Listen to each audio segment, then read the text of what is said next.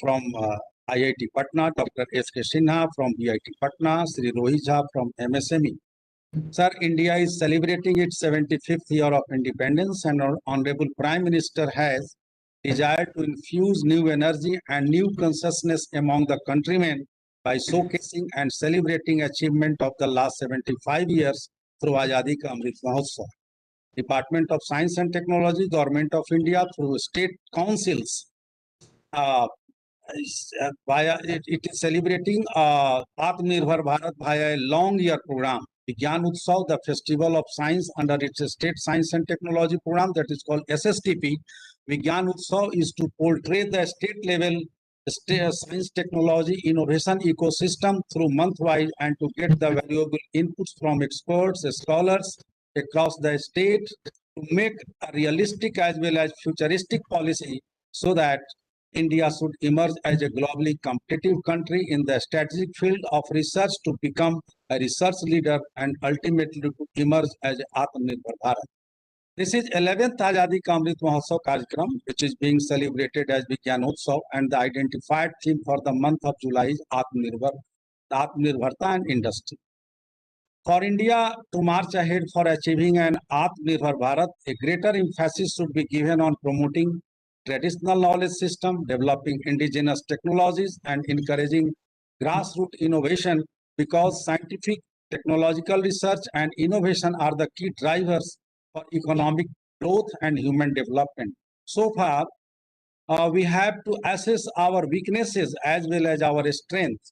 Primarily, there is a lack of what I observe, that there is a lack of innovation and entrepreneurship culture among students and others, and very few handful talented people take interest in research and innovation. That is not as it is not supposed to be incentivized career. A wide gulf among research, development institution, academia, industry. There is a paucity of fund in research and development, a state-of-art research institution to address the rapidly changing technology and its translation into economic and social goods, and unawareness about the patenting, getting the proper support from the relevant organization, etc. These are the few points where we lack. But at the same time, sir, we have a strength also. These are the large talent people, the huge market size, the vibrant startup ecosystem to invest in research and then to unlock its economic value. So as a first step, a proper, effective and outcome-based innovation and entrepreneurship training program in technical and management institutes is required. Rather, this should be incorporated into the curriculum also. And a new culture of Atmanirbharta, that is self-reliance, that includes the Atmavishwas, self-confidence, Atma-Samman, self-respect, and Atma-Chintan, that is self-assessment, must be inculcated among students at all educational level. Institutions, academia, and industry should work together for sharing of purpose, synergy, collaboration, and cooperation, and to build a nurtured ecosystem that promotes research and innovation, and to ensure constant exchange of knowledge between producers and users of knowledge. The next one is, these are some suggestions to establish state-of-art research institutions well equipped with research infrastructures, instruments, computing facilities, libraries, learning spaces in different geographical locations for promoting traditional knowledge system, developing indigenous technology, and increasing grassroots innovation of that particular region, as well as to make India self-reliant in cutting-edge technologies. Next one is to overcome the financial paucity in research and development. It is required to expand the financial landscape of the science, technology, innovation ecosystem. Each department, ministry in the central and the state and the local government, public sectors, enterprises, private sector, companies, and startups with a minimum earmarked budget to pursue science, technology, and innovation activities. Grassroots innovators should be supported for registration, claiming the IPR, that is intellectual property right, filing of patent or any type of legal claim. Advanced tools-based artificial intelligence and machine learning should be used for curation, preservation, and maintenance of heritage of knowledge. to strengthen India's domestic supply chain management system in order to reduce its reliance on imports of goods and service, improve its export capacity, and ultimately improve its global value chain. To promote a science and technology-led innovation ecosystem in the country, attracting private sectors into research and development and linking science technology innovation to socio-economic priorities. Next one, to increase the participation of women in research and development, establishment of patent information cell at state and universities level to make aware the people regarding patenting, how to get patent of their product or of their innovation thoughts. Next one is development and promotion of better resource management in priority sectors like water, agriculture, climate change, and energy should be taken up, and private sectors to enhance innovation in the strategic sector. There is a need for creating awareness and recognition for science communication as a field of practice, building a strong research ecosystem in the field, developing a mechanism for training and capacity building, networking, and mentorship. With these few words and with this introductory remark, I again welcome to you all, and I am sure that this program will be quite productive and worth our precious time. Thank you. Thank you. Over to Amrita.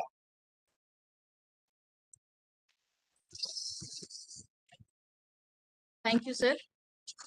Since we had to start with Professor Rana Singh, but there is a request from Professor Sanjay Shrivastava, Director, National Institute of Fashion Technology, to start early as he has some other engagement. So I request Professor Sanjay Shrivastava, Director, National Institute of Fashion Technology, Patna, to start his session. Thank you, Amrita. I hope I'm audible. Good morning, everyone. It's very nice for me to join at this platform and to bring NIFT, an understanding of NIFT and its dynamics, and the industry that we talk about is textile industry, and to share with all of you the way that we operate towards the word Atmanirbharatha and industry. To start with it, I have a very key sentence: the world is a flux and self-reliance is vital. The last 24 months, we have seen a lot of challenges due to the ongoing political drama across the country. And because of that, the kind of request that the industry feels today that we need to get into the Atmanirbharta way is becoming immense and immense. The aim is to make the country and its citizens independent and self-reliant in all 5 senses, which Sir has already mentioned. The idea of the textile industry is to cutting down import dependence by focusing on substitution while improving safety compliance and quality goods to gain global market share. The mission focuses on the importance of promoting local products. The government's call for Atmanirbharta has acquired a new salience, and ironically, achieving it requires astute global interlinkages and perhaps even more dense global networks for a country that houses a sixth of humanity. Trusted connectivity, diversified sources of materials and components, and resilient financial and trading arrangements are no longer buzzwords, but a strategic imperative requiring all of the India consensus, including within its business community, lawmakers, and all stakeholders. We all know India is as diverse as a nation and can possibly be, with equally illustrious textile traditions that span back more than 2 millennia. It's also the home of the great Khadi movement, and as Atmanirbhar Bharat reassures another global and glorious chapter of self-reliance, it will create boundless opportunities for domestic industries to bloom, flourish, and expand. Let me share with you at this juncture, the Indian textile industry has been the backbone of our economy, representing not just the culture of India, but also the roots and the rich heritage of a great country. Extremely vital for the domestic economy, it contributes 2.3% of the India's GDP, 7% of the total industrial output, and 12% of the export earnings, and employs over 45 million people directly. The role of the textile sector is crucial to realizing the goal of Atmanirbhar Bharat. The recent initiatives to boost the domain by the central government, such as focused product investment scheme to increase Investments in the sector, especially in the man-made fiber and technical textile segments, is proof of its boundless potential. We know India imports 75% of machinery for the industry, an indicator of how Atmanirbharatha can help India expand further as a textile hub. Bihar government has also joined hands with the new textile policy that was announced very recently, helping generating new opportunities for the domestic market. Atmanirbharatha expands upon the principles of self-reliance for the sector and the economy.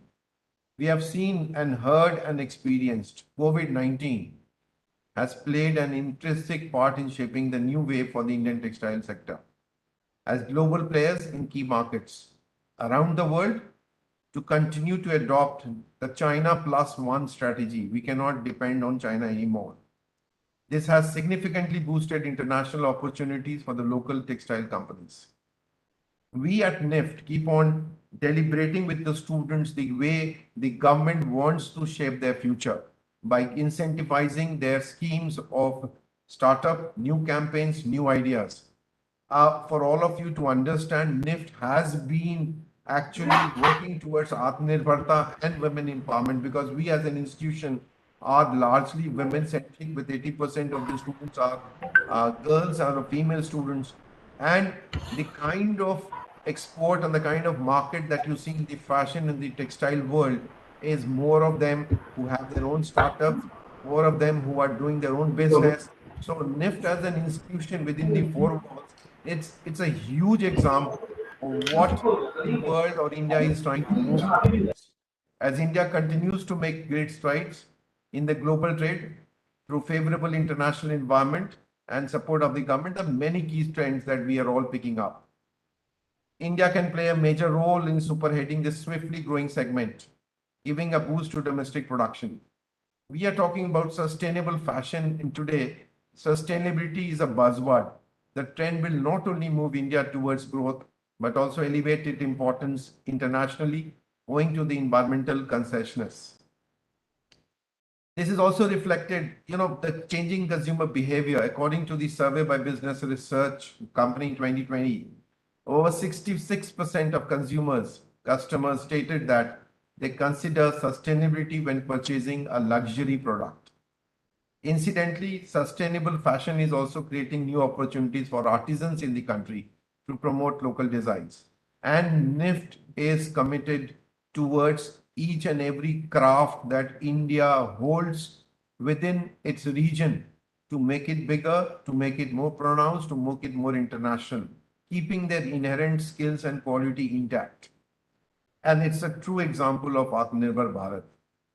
As per report by the UN Environment Programme, 10% of the global carbon emissions are produced by the fashion industry, which is more than the produced collectively by international flights and maritime shipping.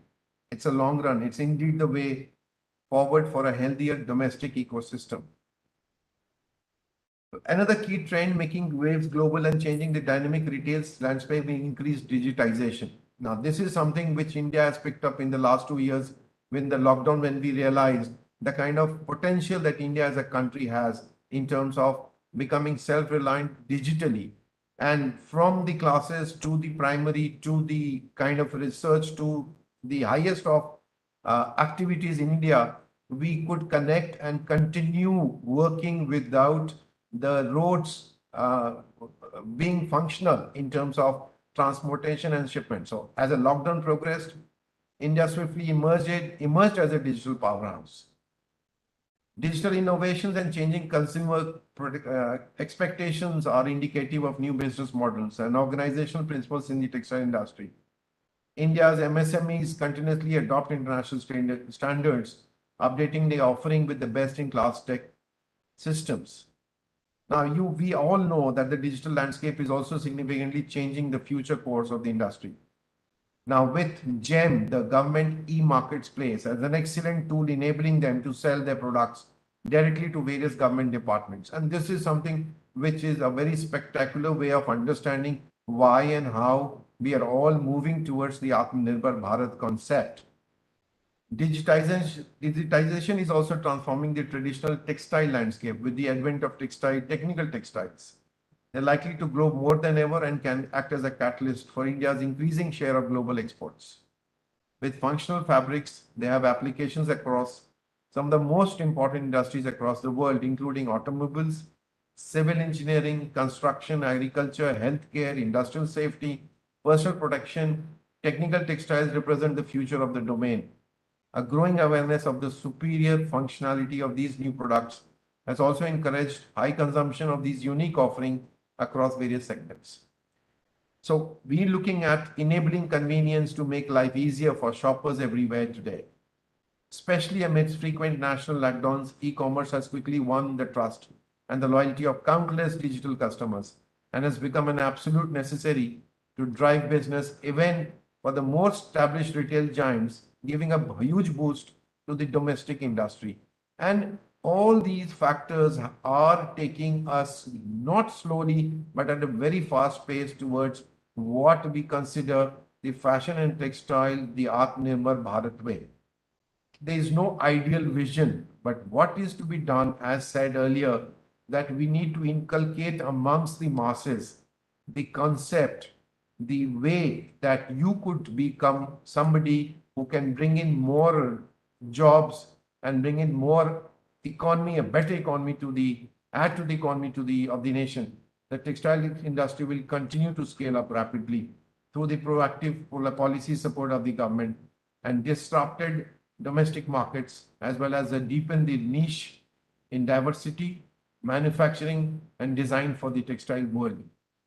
Summing up, what we take home today is that the textile industry and the fashion industry is actually Atmanirbharta way that we are working in. The kind of boom that we are seeing across Indian brands in what you wear, what you take home as upholstery, as your consumption in terms of what you wear, footwear, everything. A lot of things are coming in the Make in India concept, and the kind of designers and the kind of the way that this industry is shaping up. I think we are already there, and much is to be done towards the support and allied industry, so that textile could add on to the development of the other allied and supportive industries too. And the way we are shaping up as an institution is also, and the way we teach, we have a startup in the campus, we have a startup cell in the campus. We talk about entrepreneurship in the campus, just to give a small takeaway for NIFT and from NIFT, so that it gets an interesting idea that NIFT is not a fashion industry, a fashion what you see on the RAM. It's only 2% of it. NIFT becomes a college of design, management and technology, and we are talking about intense collective bargain with the textile world to give every dimension a new perspective in how we can grow and how we can take the country into the on the next level. With these words, thank you for having me here, and I hope to continue with the dialogue and the initiation with all of you who are here and all those people who will listen to it later on. Thank you, sir, and thank you all. Thank you so much, sir, for such an enriching session. It will definitely benefit us all. Now I'll call Professor Dr. Rana Singh, Director, Professor and Dean Academics, Chandragupt Institute of Management, to start his session. Professor Dr. Rana Singh, Director, Professor and Dean Academics, Chandragupt Institute of Management, Patna. I think he's disconnected. So we'll continue with Dr. Yatendra Kumar Singh, Associate Professor, Department of Electrical Engineering, Indian Institute of Technology, Patna. Dr. Yatendra Singh. Yes, thank you, madam. I would like to share my PPT and then start the talk. Okay, sir.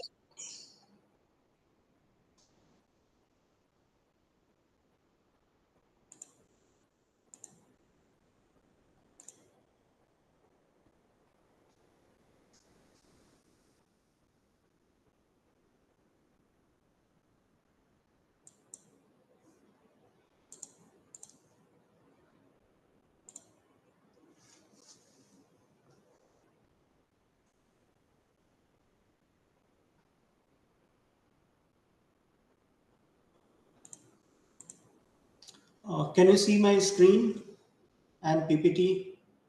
Yes, sir. Yes, sir. Your screen is visible. Okay.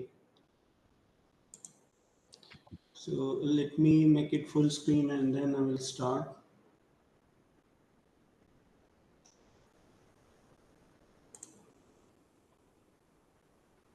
So is it still visible? Yes, sir. It's visible. Okay. आएंगे कि नहीं? So thank you for inviting me to this Vigyan Utsav session, one-day workshop. And I am also professor in charge of Incubation Center located at IIT Patna. So I will be talking about industry and startup symbiosis, which helps actually both. And then I will also point out how these startups are helping our country move towards Atmanirbharatha Bharat by pointing out few examples of the startups from our incubation center.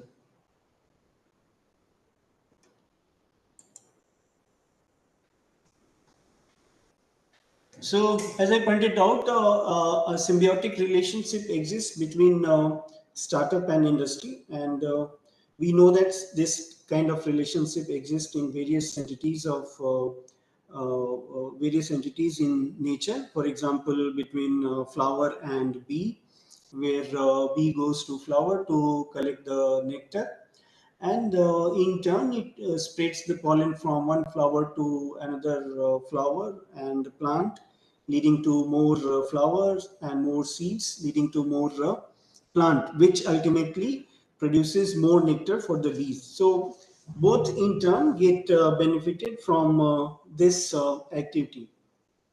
And we will see that this kind of scenario exists between industry, which is fully grown and mature and big and quite powerful, but and a startup which is fledgling, it has just come into existence and trying to grow and struggle also. But then both benefit from each other. So if you talk about industry, it has its own strength, set of strength, and there are certain weaknesses also. So for example, if you talk about the strength, then it has established revenue sources. It has grown very big, so it generates a lot of revenue, and it is quite stable compared with that of the startup. And it is able to generate such a large revenue and in a sustainable way because it has access to a large market size, and it is able to access a large market size and acquire large customer because very often they will have their own manufacturing capability which helps them to produce their product quite quickly and efficiently also. And to take care of all these manufacturing and customer acquisition and sales and supply chain, so they have a big management team and they know quite well how to take care of the various challenges that arise in industry. But then they have a set of drawbacks and weaknesses also. So they are focused so much on generating revenue that they fail to do a lot less of R&D, which is ultimately going to be helpful for industry in future. So they focus more on the current demand and producing the product and selling it and generating the revenue. So because of this, they are not able to focus more on the innovation. And since they are very big, so if any new idea comes and new industry quickly grows up, then they get threatened. For example, in current scenario, the petroleum-based car and two-wheelers, they are getting threatened by the electric four-wheelers and two-wheelers. And because they have very big size, so they find it difficult to immediately move into new direction. So maneuverability is less in big industry. So these are the set of strengths and weaknesses. But now if you look at the startups, so they have a sort of complementary scenario. They are very agile because they are very small. Usually in the beginning, there will be a team of few people, and they are very innovative, and they come into primarily into existence because of their out of box thinking. They come up with a new solution, new product or innovative product compared with the existing one, and this happens because they are able to think in a different direction. They are free, and they are very passionate, and typically very young also. So they put lot of energy, and are able to quickly turn around or convert their ideas into product. And they do not draw a lot of salary, so their whole structure is also very low cost. So these are the strength of the startups. But then there are certain weaknesses where they typically will be needing more support from the industry. For example, to find the markets and customers. So they have idea, they have maybe come up with the product also, but then it's going to take a lot of effort for them to enter into market and acquire customer, and generate the revenue. And to create a large amount of product so that they can have a large revenue, they need a lot of money. So they also need to raise a lot of capital. And of course, they also need manufacturing capability where they can product their prototypes at the commercial level. And because they are novice, so they are not very good at or they do not have enough experience to tackle all the management related challenges that come. So now we can see that all these struggles related issue, they are the ones, those issues where the industry is strong. Industry is strong in management competence, they have manufacturing capability, they have a lot of money, and they have a lot of access and customers. So this is where, and we saw that they do not pay more attention or less attention to, relatively less attention to innovation and R&D, and they are less maneuverable. So these are the sets of, you can say, the qualities which are complementary to industry. So this leads to then a symbiotic relation between industry and startup. So here, when these two come together, the industry can benefit from the startup by quick, rapid, low-cost R&D, which startup provide, and low-cost sourcing of components from startups, especially intellectual components, and they have opportunity to invest in a startup, and the startup tomorrow might become a very big company and generate a lot of profit. So in return, the industry can earn a lot of money that they can invest in the startup.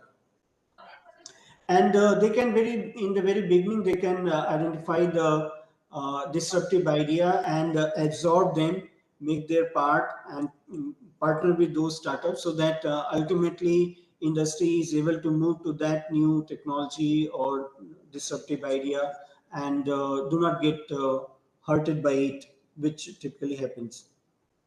While the startup, how the startup will benefit from this type of partnership, they will have access to management and manufacturing inputs where they are very weak, and they get the capital invested from the industry, so they can generate a lot of products.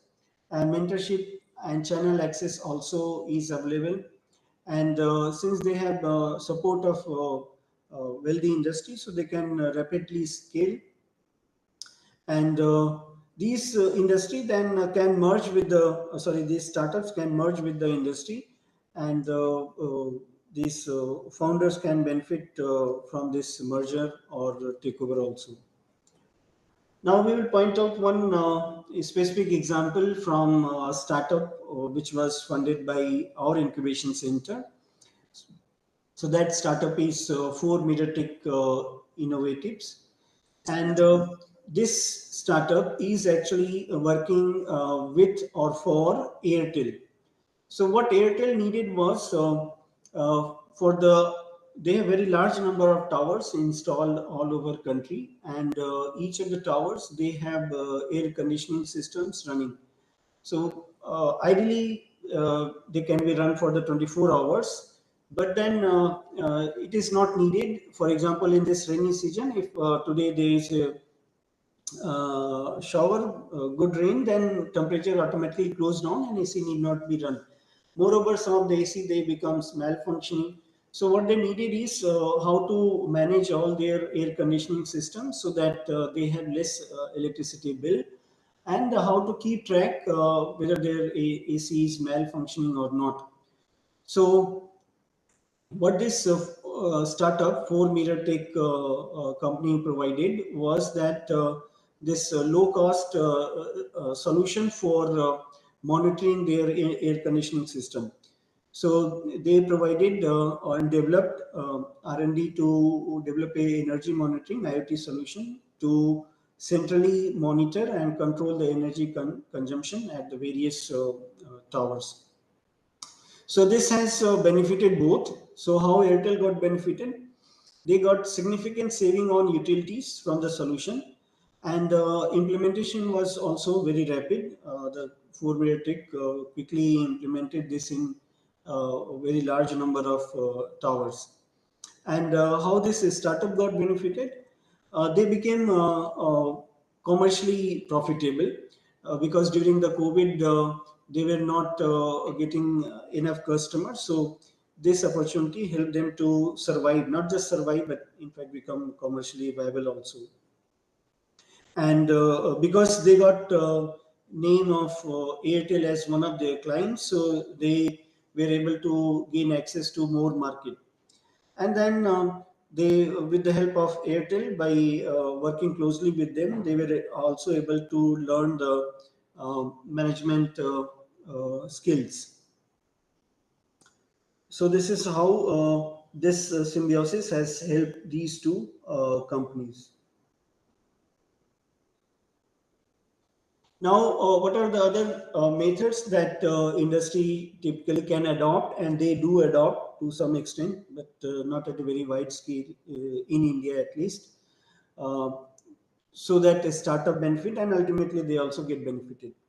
So this is by establishing center of excellences and regularly offering innovation challenges, which will be solved typically by startups or college going students in their final years, who ultimately end up setting up a startup for those ideas that they develop. And they can also have a co-creative initiative, and this industry of course can do the strategic investment in the startup, and the industry can also, and they do support academia collaboration, which leads to many startups. Now we will see in more detail each of those points. So here, how the center of excellence leads to benefit to the startup. So these are established in partnership between industry and research institutions, and they focus on a technology area that is relevant to industry, of course, where there is a research strength in the research institute. So as was pointed out, typically not all the industry except those top tier industry focus on the R&D. So they look towards the academia to fill this gap. And then industry partner enables setting up of industry grade equipment and environment. So in the academia, this industry, they bring what are the problems that they immediately need to be solved and addressed, rather than academic problem which just leads to publication. And then it aims to develop technology that can be spun off as startups. Although this has started just picking up in India, but we know that in Western country, majority of the startups origin can be traced back to university and institution campuses, where industry has a strong presence in form of supporting various industry relevant research. And we know that Google is one of those examples. So this is also going to happen and has started to a certain level in India also. So industry partner often adopt the technology or become the first customer of the startup for the technology. So when industry sponsored activity in the academia or in startup leads to a fruitful outcome product, then typically the industry is going to become the first customer, and in many cases it can become the exclusive customer also, because it has invested a lot of money in the R&D and innovation activity. So such a center accelerates technology creation and startup success as the work is focused on relevant problems in the industry. So because of this, the technology develops very fast, because industry pumps a lot of money into the startup and the center of excellences. Then another way in which the industry can offer development of new technology and new product is by offering innovation challenges. So industry launches innovation challenges to solve problems relevant to it. But unlike in the startup or academia mode, where their presence is continuous for few years, here this opportunity is open over a window of time for few months, and then it closes down. So it invites various entities, typically a startup, to solve these problems and provides financial and technical assistances. Means whatever need in addition to money is required by the startup or the entity to solve those industry relevant problems, those things are provided by the industry.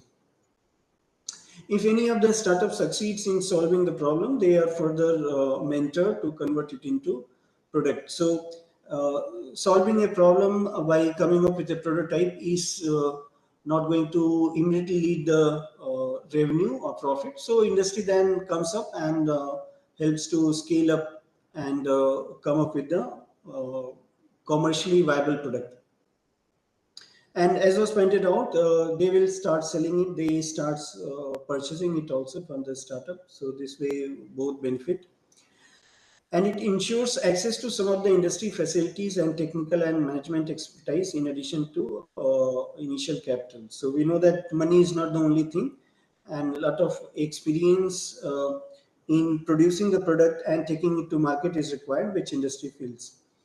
So latest example which can be quoted of this type of initiative is Indian Railways. So Indian Railways has recently taken out a set of 11 problems that they are facing and they want to be solved, and currently there are no product which can solve them to a very satisfactory level.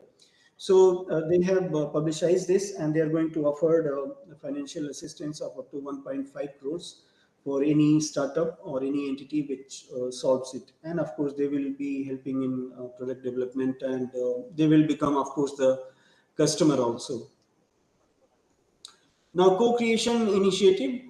This is used when a startup has a solution which is somewhat close to what the industry wants, but the startup lacks enough domain understanding. And in such scenario, the industry and startup work hand in hand in creating the solution. And industry contributes the real needs of the customer and information specific to domain and help the startup make its solution implementable.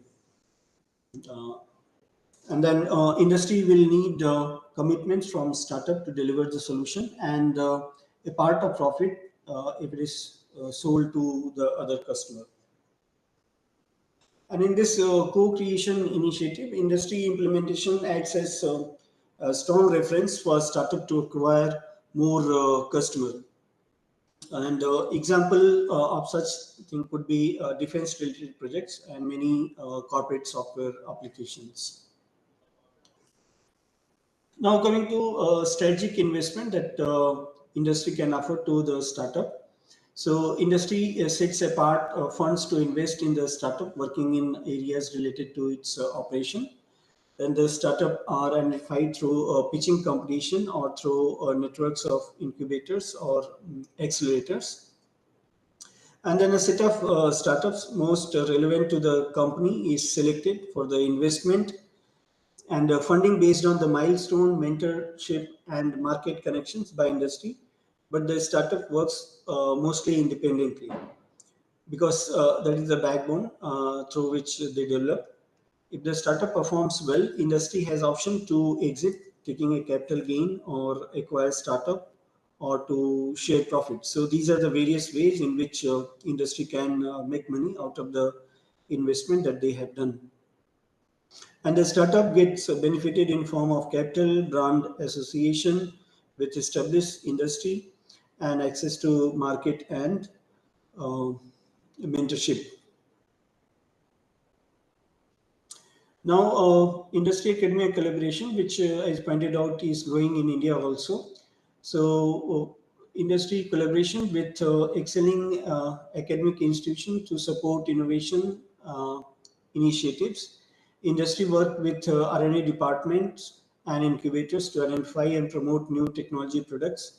Industry can provide fund, training, and mentorship to startup. Industry may or may not be first customer to startups supported like that, but very often they will be becoming the first customer. Startup gain practical insight, seed capital, and advice on capital entry, market entry, manufacturing through these interactions. So, Drone Health and Incubation Center, IT Patna collaboration is one such example. Now, regarding Atmanirbharatha, there are few startups which were funded by Incubation Center IT Patna. So they have started developing products which up till now we have been importing from abroad. For example, pulse oximeter, which became very sought after product during the COVID.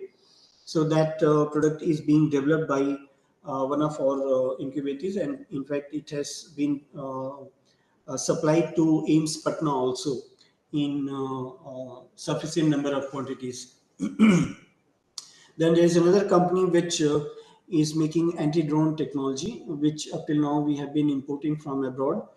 So that Indian defense is eagerly looking into that product and showing a lot of interest in acquiring it. So these are just some of the examples from the startup that we have supported, and they have contributed towards the Atmanirbharatha. And in general, if you see the products that all these startups are coming up these days, most of the products are going to replace the product that we have been procuring, or they are going to improve it. So their contribution towards the Atmanirbharatha is going to be huge in next coming few years. We will start seeing this very clearly. But as was pointed out, a lot of support is required by the startups, and hopefully industry is going to fill that gap.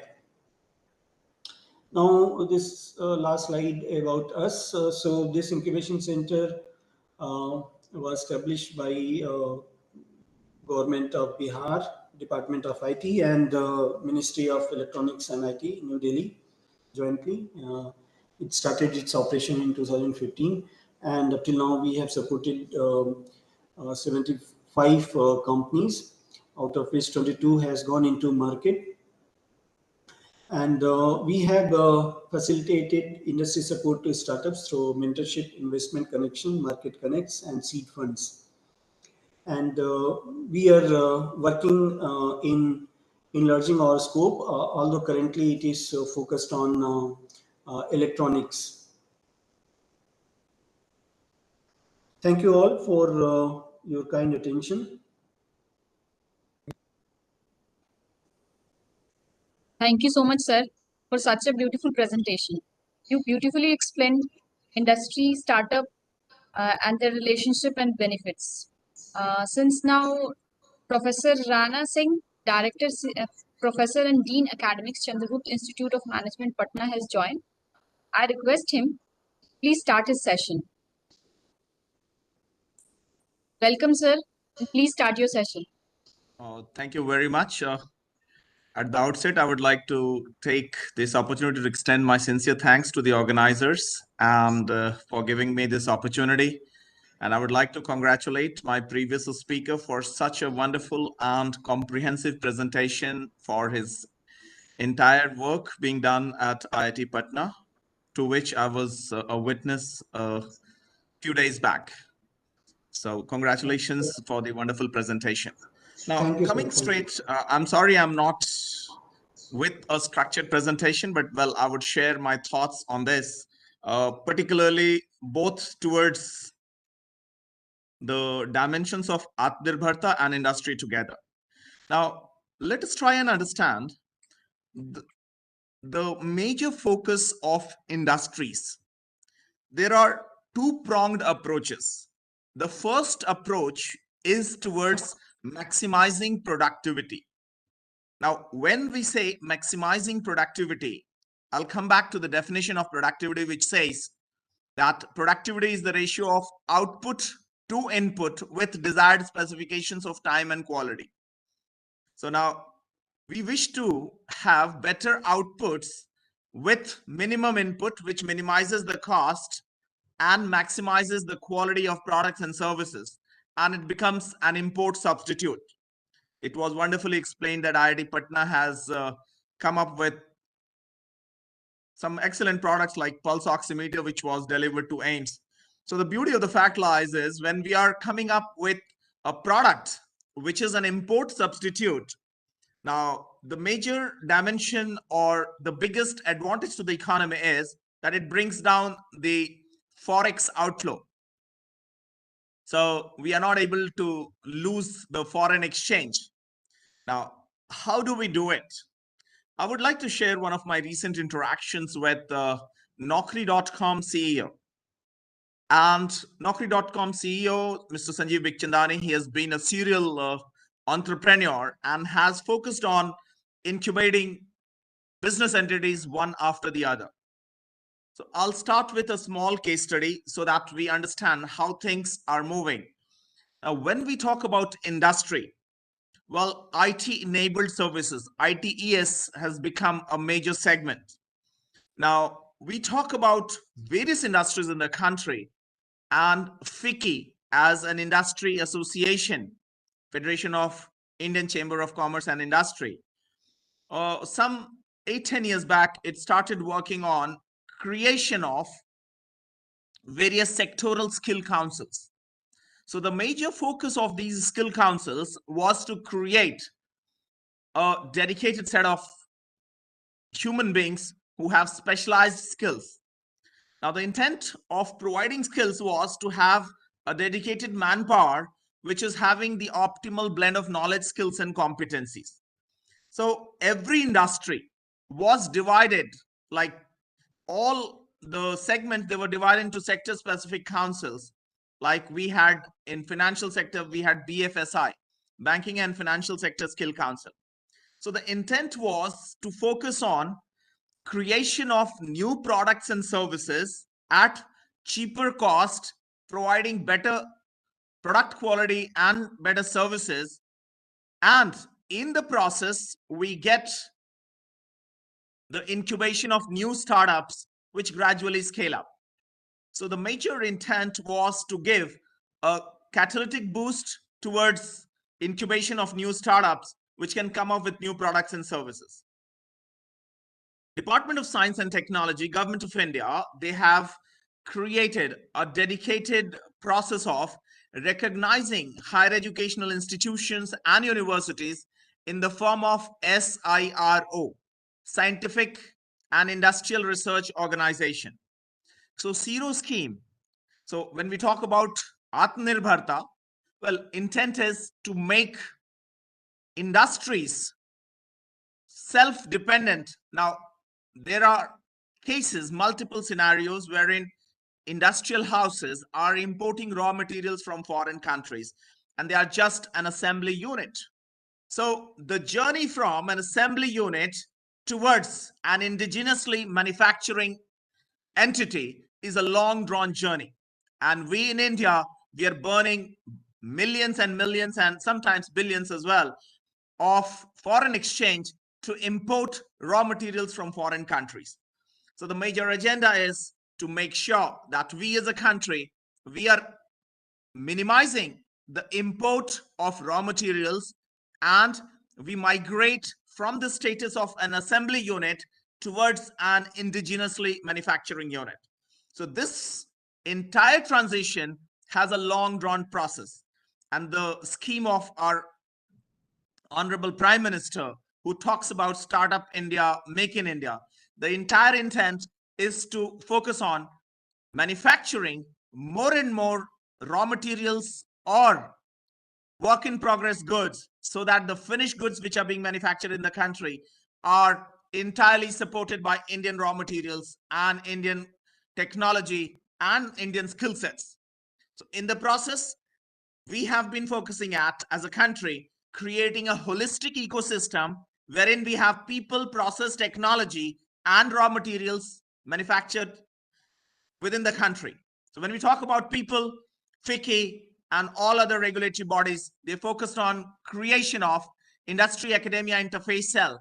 And I was blessed to be part of Industry Academia Interface Cell of CII, FICCI, PhD Chamber of Commerce, wherein we have been inviting the people from the industry. And we have seen some splendid work. I'll give you some small example. Let's take BMW as an example. BMW, it has gone a step ahead of the other industries to donate their automobile engine to some of the engineering colleges, wherein the students are able to get the hands-on experience. So the entire challenge ahead of us is to focus on all the three dimensions: people, process, and technology together. And my predecessor was talking so brilliantly with such structured slides. He said that our incubation centers should be focusing on not just incubation, but also the commercialization of the products. And here it comes as a big opportunity that engineering colleges, which are able to create some world-class prototypes, giving solution to some of the current problems of the society, as well as some of the impending problems of the society together. The real challenge ahead of the engineering colleges and engineering institutions like IITs and many other engineering colleges is that they have some of the best domain experts in form of faculty members and students to create an excellent prototype. But the real challenge lies in terms of getting them patented with the expertise of having people having the right background and knowledge of IPR, how to file the IPR, how to get it patented. And after creation of the prototype, going to the market and going to get some venture capitalists, some angel investors to do the funding to create an ecosystem of having a well-structured business plan which can be, given timely funding in phased manner so that the entrepreneur is able to commercialize the product. So the most important challenge ahead of the young breed of startups is to take their idea to product level. Next challenge is to take the idea, which after it has become a product, how do we commercialize it, how to get the series of fundings, how to make sure that the organization and the overall financials become sustainable. So now let us understand. So the idea to commercialization, there is a long journey. Now, when we are talking about Atmanirbharatha, how can we take industry into this whole process? Now, there are very few industries. Let me tell you, India has been, now it has gradually started picking up towards making higher allocation towards R&D expenditure. Countries like Germany, United States, and many other developed economies of the world, they have been making large chunks of investment towards R&D. And once the product coming out of the R&D process, then even the industries as well as the financial investors, they are very, very proactive towards giving fundings. but in our country, of late, we have started picking up towards more and more research and development. Now, let us look at another scheme of Government of India, especially by the DST, which we talk about, the Technology Business Incubation Center, TBI. Now, the TBIs, now we are always focused at creating a new software, a new app, or a new technology, how we can maximize the overall productivity. Let me give you an example. One of my friends is running a packaging unit at Mathura. Now, the biggest challenge which he faces is that sometimes the productivity of the plant goes down because of unwanted breakdowns. So they started working towards having an AI-enabled mechanism wherein the AI-enabled mechanism, the technology is able to give some preventive hints to the promoters, to the entrepreneurs, that, well, this is just the right time for preventive maintenance, and this is the right time for corrective maintenance, so that the productivity downtime comes down to the lowest. So now we'll also talk about how we as academicians, we can collaborate with firms, consulting teams in the domain of IPRs, so that we are promoting our young students to focus on their domain knowledge, to focus on their product innovation, service innovation.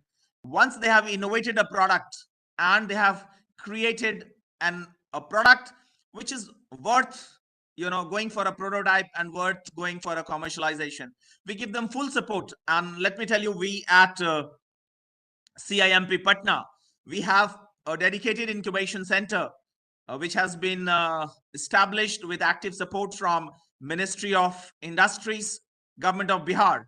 And we are one of the institutions, which is one of the most pioneering institutions established in Patna, which has been a brainchild of our Honorable Chief Minister, Shri Nitish Kumarji. And it has been doing a pioneering work as it has been accredited by NBA.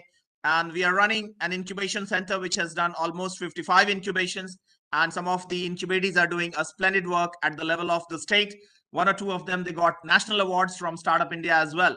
So we'll talk about how we as academicians can give active support to the young entrepreneurs once they have decided, this has been my idea, this is going to be my product.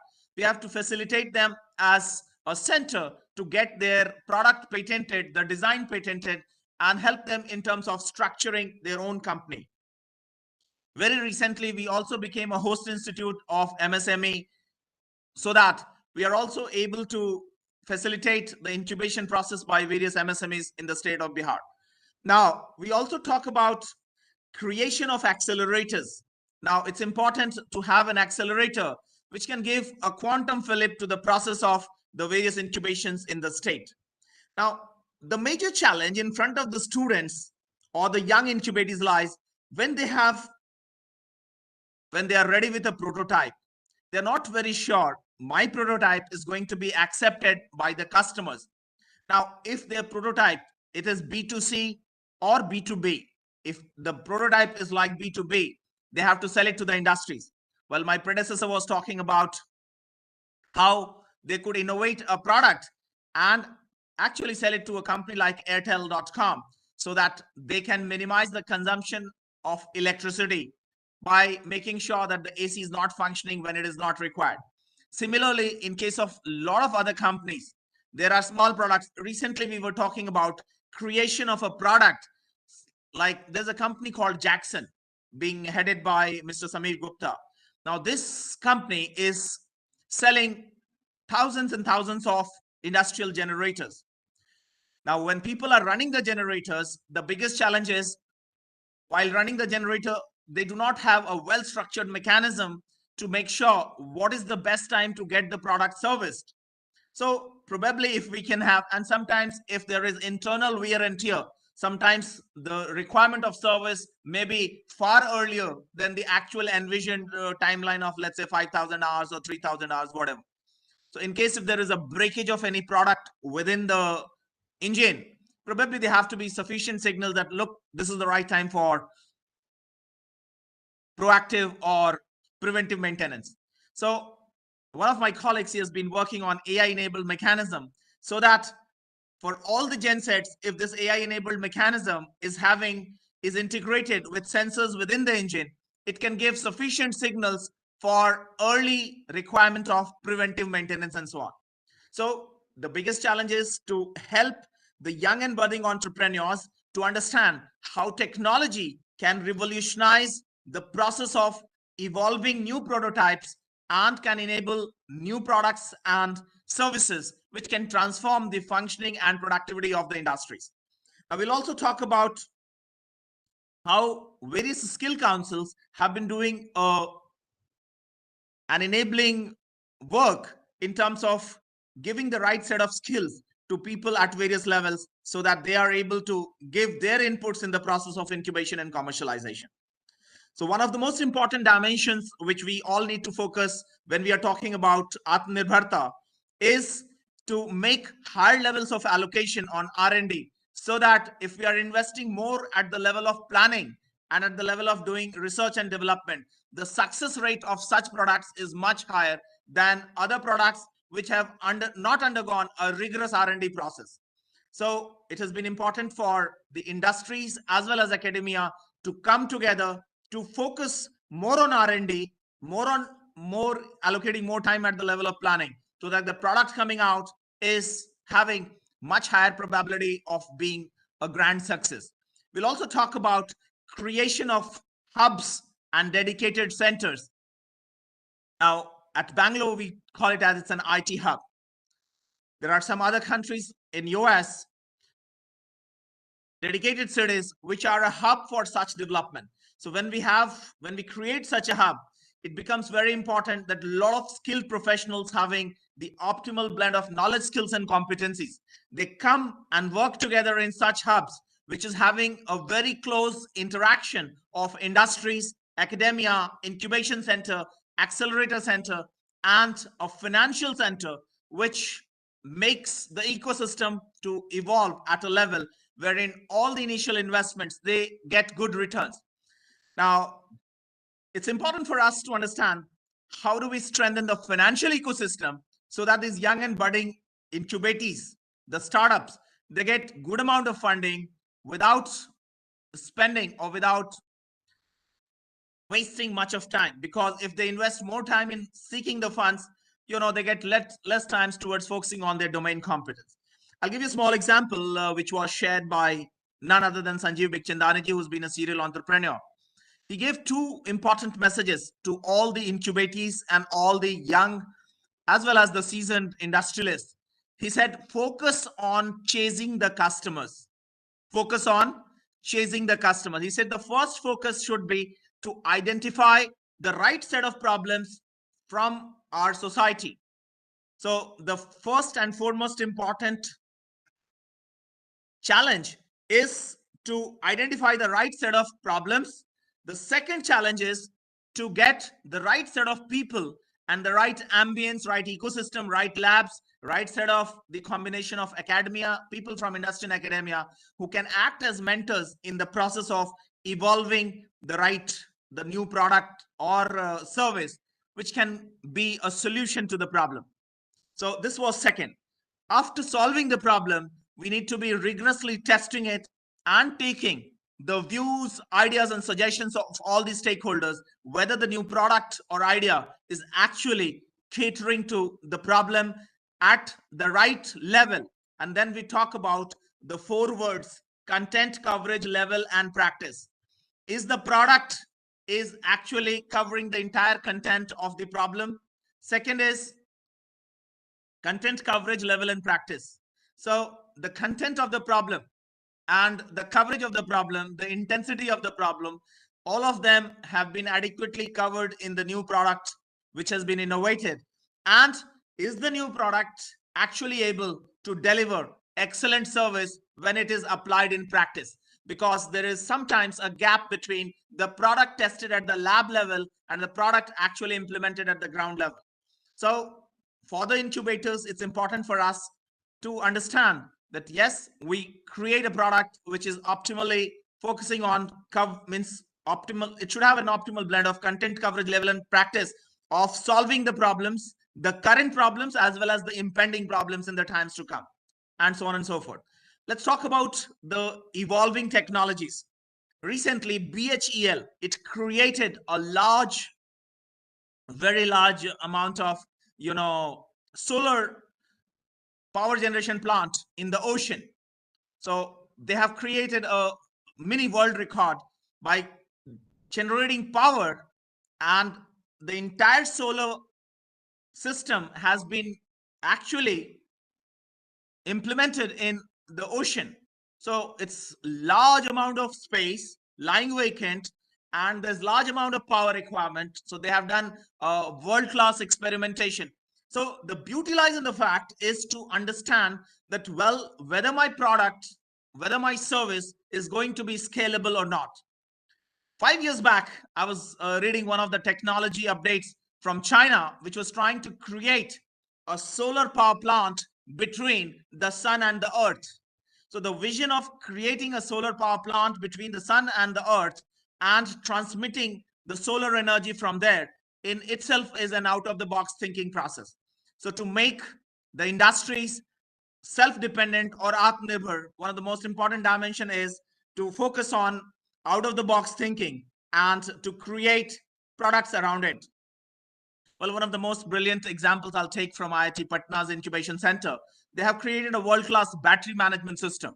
So battery management system, now the real problem is when we see that there is exponential growth in EV industry. So there is a challenge if we become a part and parcel of an industry growing at an exponential rate, and we give a solution to any of the current and impending problems, we are also getting an exponential growth in that industry. So with these words, I would like to make sure I would reiterate the fact that we as academicians and members from the industry have to focus on integrating the curricula, investment, labs, experiential learning process, and development of the startup ecosystem, as well as the entire ecosystem from incubation to commercialization in such a way that we are enabling the industries to become self-dependent. Thank you very much. Have a wonderful day.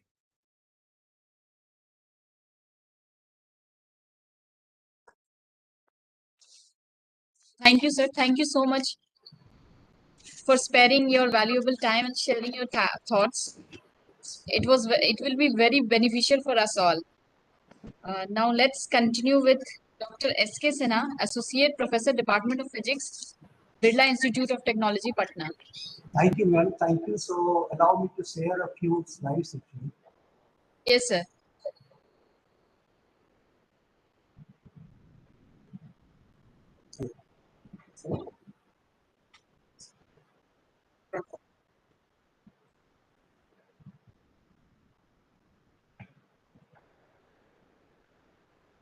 So let me first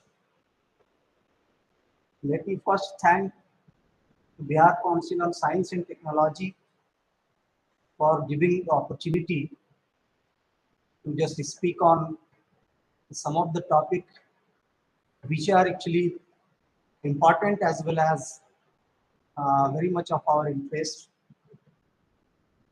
So thank you, and please accept greetings from our organization BIT Mesra.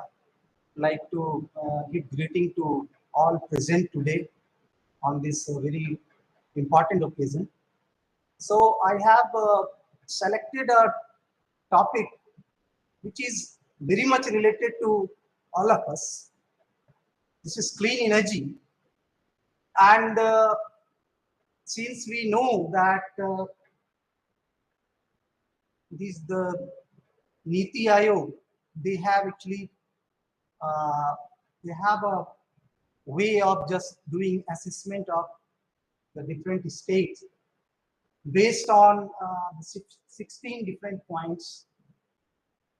Based on those, actually the 16 different parameters is Niti Aayog, they actually give the points to the various states. Okay, so the ranking of the Niti Aayog, we all are aware about that. So regarding our state, actually I have taken these the 7 point, that is the clean energy. However, there are the 16 different kind of parameters. So as I state, we have to qualify on all these parameters. So I'm going to share my view on this, the clean energy. So this is actually our ranking out of those 16. Our state of Bihar's ranking, it is actually appreciable for the production or making the clean energy available to the masses. So our ranking is 7. We can see that we have actually the 67. This is the index point. So actually, the year by year wise, we are progressing in these getting the clean energy. So this let me just start with this, some of the clean energy which the various industries are producing. So let us just focus on this hydroelectric power production. So you might have aware that in our state, in Bihar, there are 13 different hydroelectric power stations in various places, because you know that our state is having many rivers. So this hydropower production, as far as this clean energy production is energy availability is concerned, so we are doing quite well. These the Dehri, then the Barun, then the other Katya, these are the name of the rivers. So on the Sorry various to interrupt rivers, you, sir. Sir, your yeah, slides are not moving. moving. is it okay, ma'am? It Is is it still okay? on the first page. Yeah. Is it moving now? No, sir. Okay, let me share it again then. Let me share it again. Maybe there is some problem. So let me share it again. Okay, sir.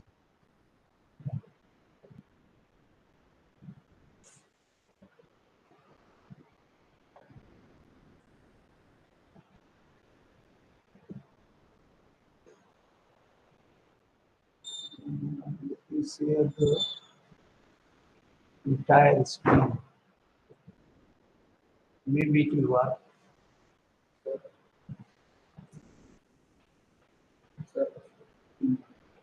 Yes, sir. Is it appearing now?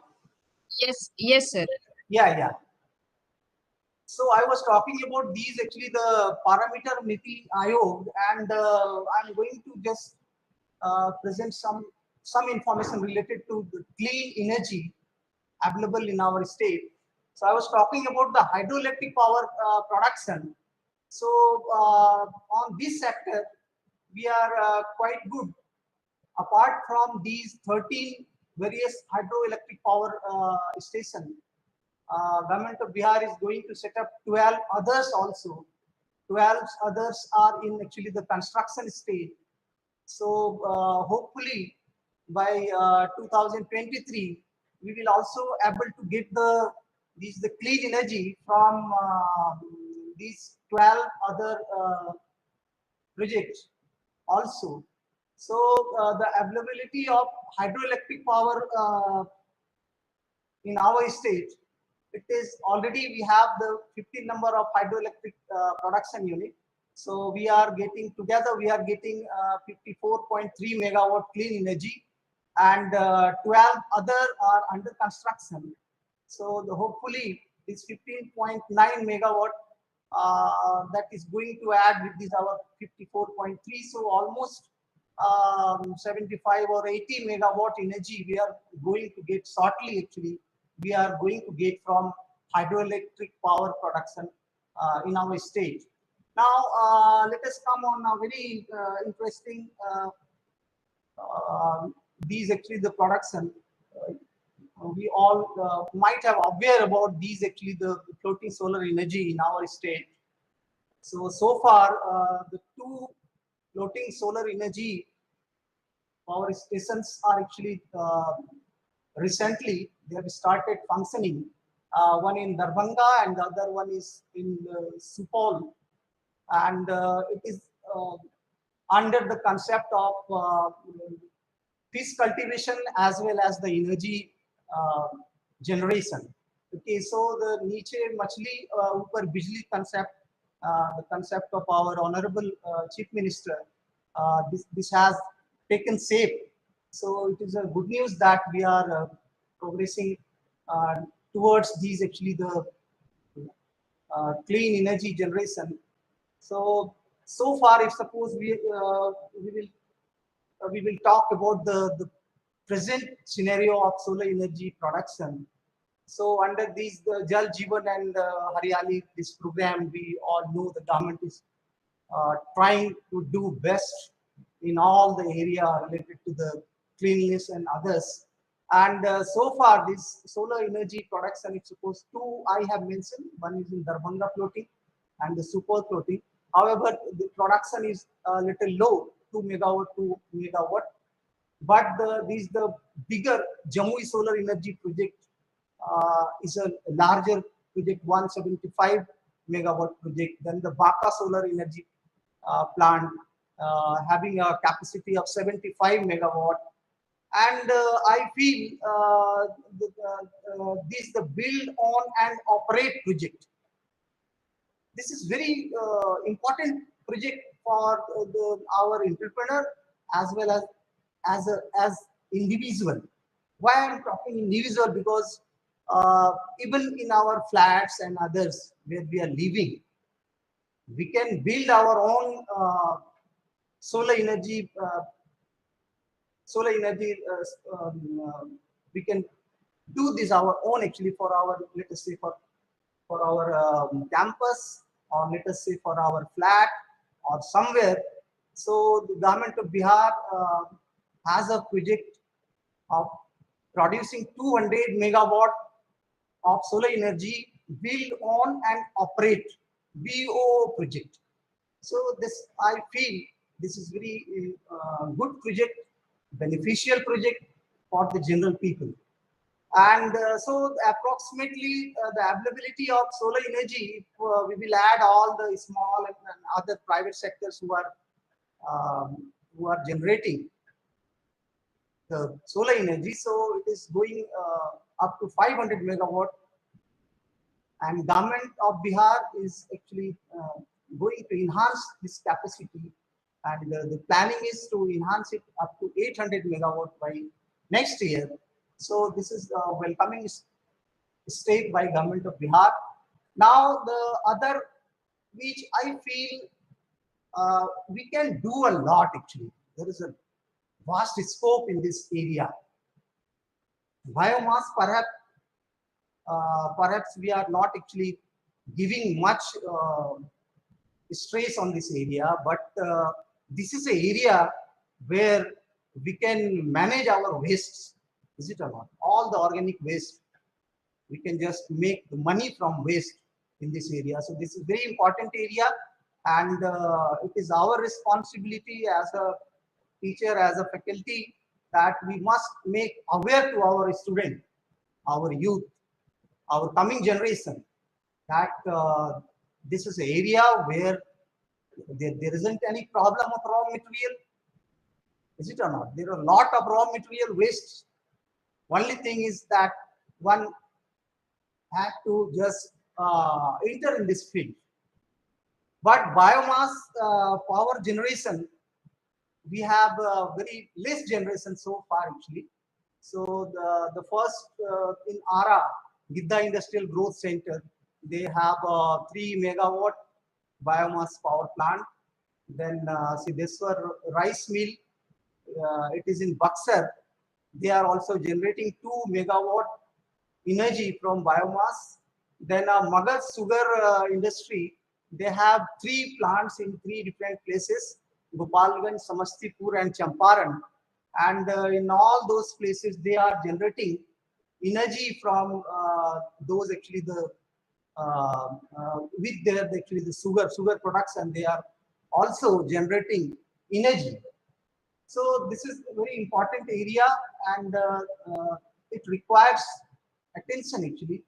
And let me just share about our actually some of the project that we are doing in this direction. In our BIT campus, it is a small campus just beside the airport. So we are trying to manage all the organic waste of our hostels as well as the quarters, and the daily those falling, what we say, the tree leaves and others. So we want to generate energy from these waste. So just now we have submitted one project in association with the Bihar State Pollution Control Board actually, and this is in fact we feel a very good idea to generate the energy in low cost. We have calculated the cost of the energy, so it is even going down to actually the 3 rupees per unit. Usually our solar generated energy, the cost is coming around 4 or 4.5 rupees per unit. So by using these, the parabolic torch and the biomass gasifier, and then actually making those two energies together in the boiler, we can generate a energy which is cheap, which is clean, and going to actually the utilize our waste of the campus. So it is 10 kilowatt. So hopefully we will do it, and hope this will be helpful for the masses actually. Once successfully we will design and build this in our campus. Our actually main motto is to build it in a smaller place actually, in such a way design we have to do it in such a way that it would take less space, because you know that in our state there is a lot of problem of actually the space and the land, is it or not? Because we have a vast population, and that's why the cost of the land is also very high here actually in our state. So so these with these actually, let me summarize that in clean energy we have a vast scope for our student, for our entrepreneur, for our youth. They can enter in this field. No doubt that little technicality is there actually involved with this project, but once they will enter in this field, so they can not only generate some money actually for them, but they will also serve the state. So with this, I would like to conclude these actually the CLA. Thank you to you all. Thank you very much. Thank you, sir. Thank you for your wonderful presentation and for sharing your thoughts. Now I would request ShriRohitJha, Head Startup and Entrepreneurship Program, Bihar Entrepreneurship Association, Patna, to please start his session.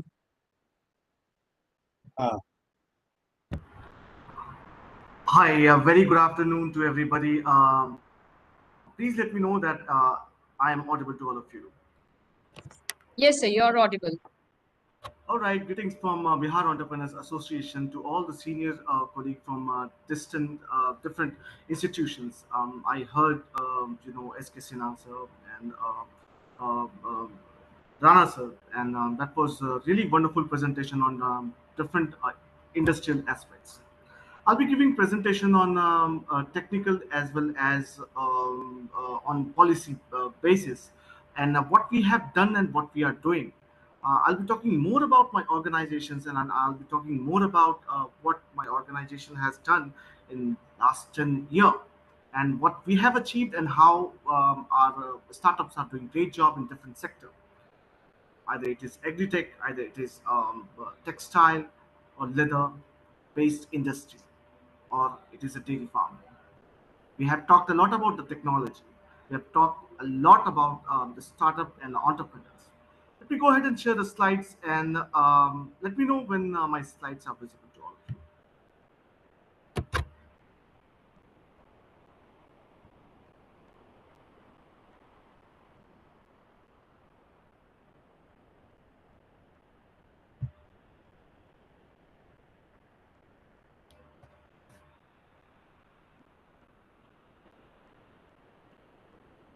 Okay, can you please confirm that my slides are visible to all of you? Yes, sir. It's in process of opening. Yeah, now Okay. it's visible. Thank you for the confirmation. And when I said that we are the incubation center started in 2011, who we are and what we have done for our motherland, Bihar. You know, there was a time when we hardly talking about the startup. We were hardly talking about business and tech and innovative kind of the business. So there was a time when we came with the theme of entrepreneurship. There was a time when we came with the theme of some innovative technology, and we started the startup journey in Bihar. Now, we have till now we have done more than 100 plus startup yatra in different district of the Bihar. We are present in all the 38 districts of Bihar. We have done almost 20. We have almost 20,000 of the members from the different domain, different sectors of the Bihar, right? And if I especially talk about what Bihar is, what we have done, we have, we drafted the state government policy for the startup policy. This was the first time, and this was the biggest achievement for us that we drafted the state government policy for the startup, and it was first and unique kind of the theme throughout the India that someone was coming with the ideas and they were getting the funding. And we did this for our state. We are having MOU with the Niti Aayog. We are having MOU with the different chapters. We have a US chapter. We have a Singapore chapter. We have a Mauritius chapter. We have different chapters in European Union countries, either it is Ireland, UK. We have different boards of government. So why these chapters we have?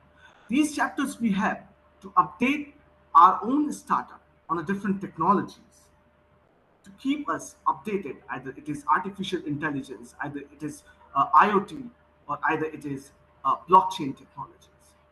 I'm talking more about the blockchain technologies, that how we have done and what we are doing about the blockchain technologies. Now, with the meeting, we got recognized in 2019, and with MSME, we got recognized in 2021. And the big thing, ladies and gentlemen, let me go ahead and let me talk about that. Bihar Entrepreneurs Association is building its own, Udyami Bhavan. We call it Udyami Bhavan, and that is for 24,000 square feet in Patna. Now, let me go ahead and talk about who we are. I'm very, very happy here while I'm sharing that in 2020 and in 2022, the US Consulate General visited us, and our Bihar Entrepreneurs Association's head office, just to understand how differently we are working, just to understand how we are present in the villages. And same with U.S. ambassador, they visited. Israel. The government of Israel invited us to understand, to know the how. How different and unique ways we are working with the startup to enhance their technologies, to scale up their business, and how we are working at the grassroots level. Honorable Prime Minister of the India always says that we have to reach ground to global, and this is the theme that we are working on. And let me go ahead and share some of as I showed that we drafted the state startup policy for the state government. We have done numerous workshops. We have done 1.5 lakh interactions, direct interactions with the youths through different startup yatras. And especially the thing that we are there it's quite difficult for a startup or for entrepreneurs who are at the starting level to reach or to know about the technologies. There are the different institutions, uh, but the reach of those institutions are, very small level. And here we are doing, here we are reaching. Either someone is working in agri-tech, someone is working in a fintech, someone is working on the data technologies. We are there to assist them, and you'll be surprised and amazed to know that in these years, even we have done numerous workshops on the blockchain technologies, and we taught our own startup and our entrepreneurs the blockchain technologies and Hindis, and they benefited, and they started working on those blockchain technologies, and they started adapting those technologies in their business. That is something which is which we feel that we have done for our own state, Bihar. We can see the different ambassadors have visited BA. Now let me go ahead and talk about a few of MOU. You'll see that Government of Bihar, MITI, MSME, I am Kolkata, I am Bodh Gaya, Niti Aayog, and IITs, and lots of big these MOU you can see here, and we have a partnership as well. You know what, to give the exposure to the startups. Now, you must be aware that the startup. Let me go ahead and share the testimonials. How we are helping our startups. Comfy Footwear, that is in a Bhagalpur based startup, and they with our help they are able to raise 1.25 crore of funding from the Indian Bank. Dean Supply, they raised the funding of 1 crore from Bilgro, and Innotech Aqua, they raised the funding of 3.5 crore. And who doesn't know Bihar and Medi 360? These all BA based startup, and they were able to raise the funding at different level. So you can see these are the successful startups. If I talk about schooling, Surf TM, Road Express, Medi 360, and Skill IT, with our help, they were able to raise the funding up to 10 lakhs. And here their journey started with the help of incubation centers. So let me go ahead and share the technical part that I want to discuss more. That how we can help, and how in which aspects we are helping different sectors. I'm sharing a different slide, ladies and gentlemen. Let me know if it is visible. This must be visible to you all. So the key industries areas in Bihar, we can see that this is food, beverages, transport, equipments, chemicals, tobacco, textile, leather, and dairy. And we are really very happy to share about textile and leather policy, which is launched by state government. And I am really thankful to the Honorable Minister Sri Senawaz Hussain for his great job for bringing this textile and leather policy right after uh, you know ethanol policy. We'll talk more about the textile and leather policy. Let me go ahead and talk about uh, agriculture sector. This is one of very important sector, and in an agri-tech sector is one of the important sector of our Bihar. And you must have seen that out of total startup, you must have seen that more than 50% they are from the agriculture background, and we say them agripreneurs. Agripreneurs and agri-tech, they do have the capabilities to change the Bihar. how they can change, how they can work upon, right? Uh, we know that technology is very important, and this is why BA is here. This is why BA team works day and night, for the technologies. Technology can change the world. Technology can change the aspects of thinking, and definitely they can. It can change the life of the farmers, and this is what we believe. This is the mantra that we are day and night. Either it is green supply, either it is a team of Bihar, or a team of any agri-tech companies, those who are with us and those who got benefits from our end. Remember, when I talked about blockchain technology,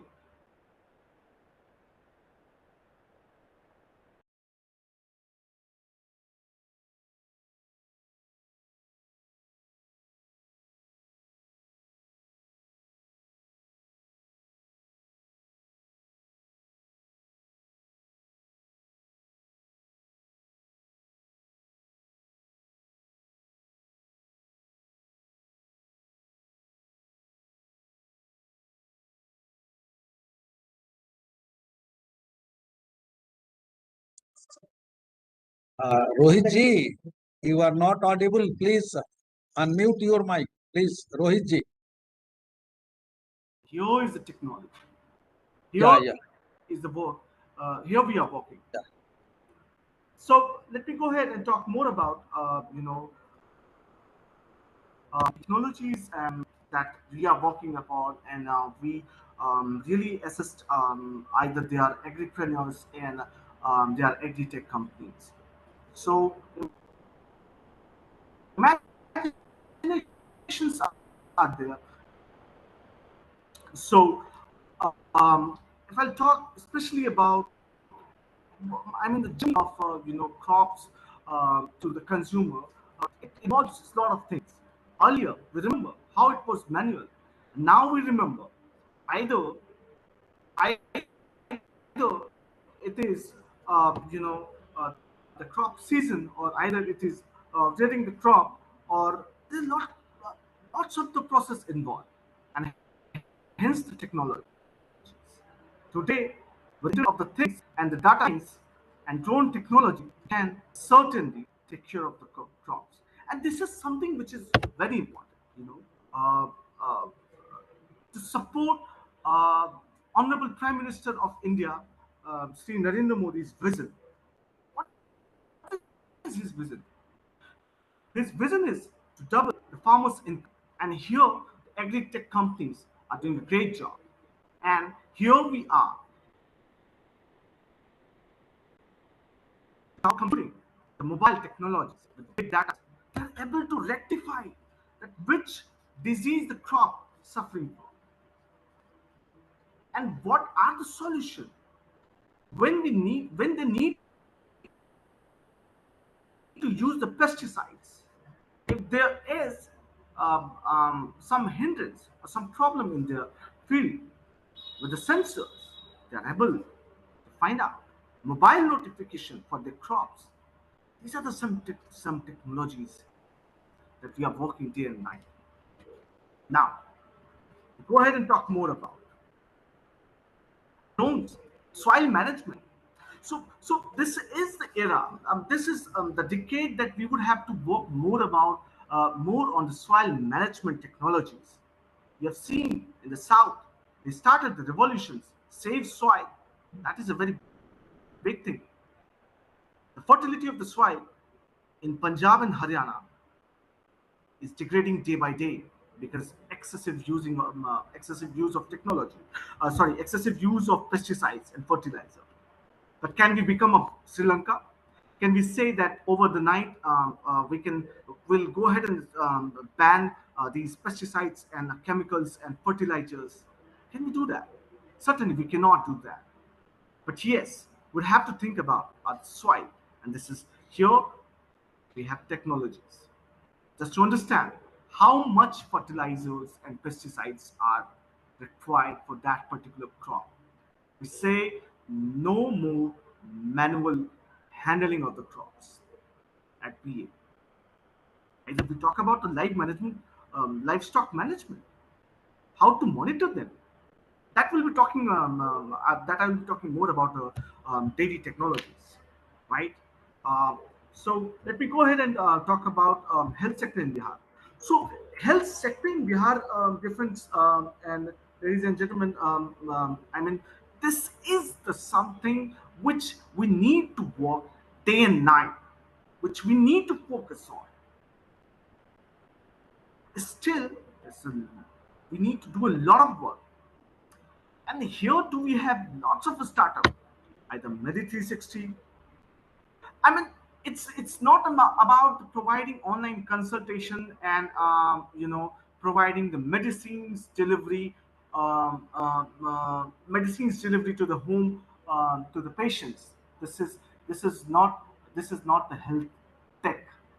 This is not only health tech, although it is making the life easy for the patients, but health technologies a lot more than that. I have I'll be talking three segments of health technologies here, and this is very important to talk about. First, healthcare IT, and then digital health and health tech. Friends, we need to categorize that. And I have seen still the hospitals, small clinics, small healthcare center, I mean, they are really lacking the technologies, and they are afraid of using the technologies, or they are unaware of the technologies. But how long they can do that? We cannot take the risk of not using technologies. We cannot. Let's say if I especially talk about the healthcare IT, that's a software, that's a data security and electronic records. This is very important. If you go ahead and any European country and West, you'll see that they have proper electronic records of every patient. Every patient, there's a proper electronic records. Why it is important? Let's say the patient is here.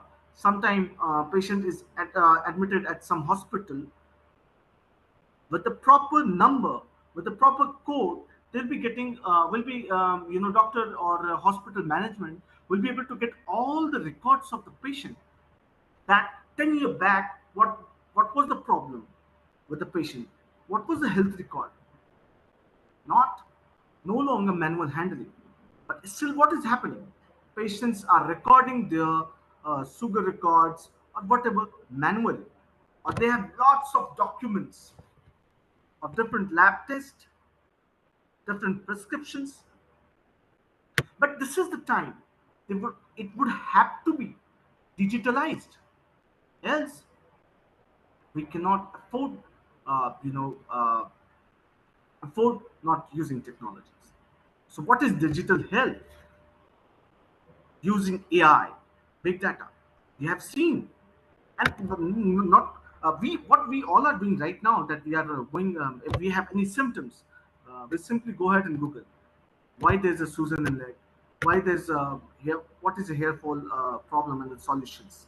So with the use of AI and big data and smart devices, we have seen there's a MediBuddy, and there are lots of applications, either 1mg and PharmEasy. There are lots of health tech companies. They are using AI, and we have seen that symptom-based resolutions they are providing. Although how good that's questionable. And let me come to what health tech. So using robotics, health tech is something which is big, which consists of big scope for Bihar. I know the big hospitals, they started using robotics and nanotech, but until or unless this is not reaching to the remote area, all the 38 districts of the Bihar, we are not successful. Patna is not Bihar and Bihar is not Patna. We have to understand. And this is what we talk about. Talk to our, this is what we, tell our startups. That please think about how to reach the remote districts of Bihar. I know, I believe that 2 minutes is left for my presentation. I'll take 2 to 5 minutes to complete this presentation.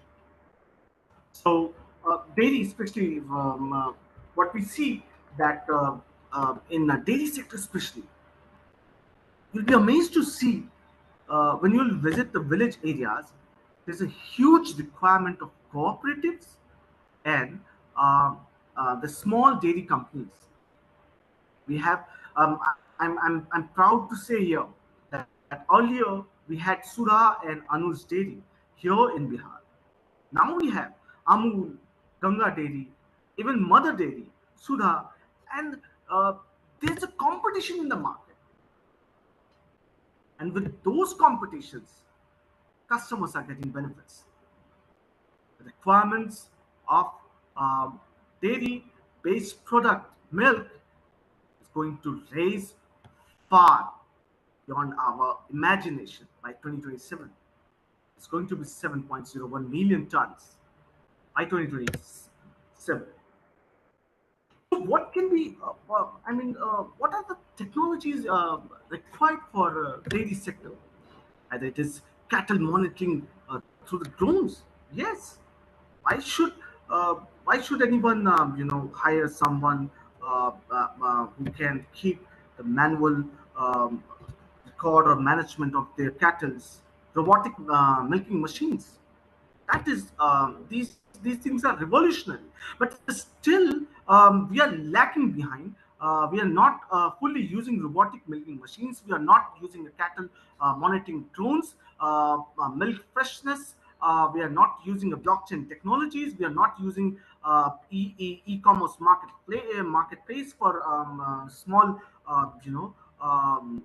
community-based dairies or small dairy companies. These are the big challenge that we need to work on. Farm management technologies and biotechnology. Still, we are dairy technology is something that we all would have to work upon, and this thing can definitely change the life of rural people, because the rural people, our village is more or less dependent on the agriculture. Dairy farming and agriculture-based farming. So these are there's two things that we need to work upon. Let me move faster and let me talk about. You can see with these sensors, we are dairy technologies. It is enhancing day by day, and startup are using very good technologies here, like drones, like sensors. So you can see these are the milking robotics that is being used. You can see different. It is also very important, purity of the milk. We don't know the purity details of the milk, but blockchain technologies and the informations, the digitalizations of these details will definitely help help the customer to know about the purity of the milk they are taking. Country Delight is a big example for that. Let me go ahead and talk about the leather industry, leather and the textile industry. Again, I would like to thank Honorable Minister for leather and the textile policy in the Bihar. Bihar is a state where the huge scope for leather and textile. Chanpatia is a big example where migrants labor, our own migrants labor who came back to their village, and they started great startups there, and they built an ecosystem of textile sector there. And there are the few things, benefits that the governments are giving here that is available on net as well. So the technologies, if I especially talk about knitting machines, printing, laser printing, 3D printers, this is one area where the textile startups and business company owners should work upon the 3D printings and nanotechnologies. And digital printing, we are doing a great job in Bihar. I've seen lots of folks who started digital printing. So there are they were I had a lot of information from the government schemes. So I'm definitely running short of the time, and here I would really like to thank the organization for inviting us for giving the presentations. Thanks a lot for giving this opportunity.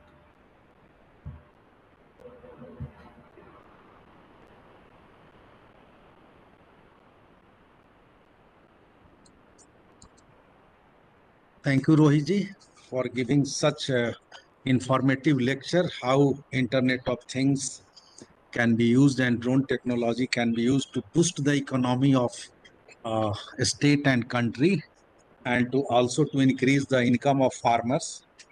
So I again heartily thank all learned speakers for sparing their time just to make it successful event, Vigyanotsav, Amrit Mahotsav. This is, of course, your valuable inputs and suggestions will help a lot to DST Government of India to make a policy that is holistic policy, how technology can be used to boost the economy of state, nation, and how to just become, make our country Atmanirbhar Bharat. So thank you all. Now,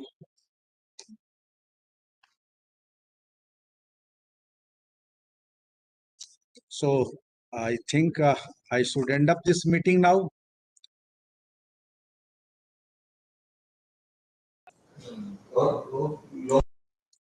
Thank you, sir.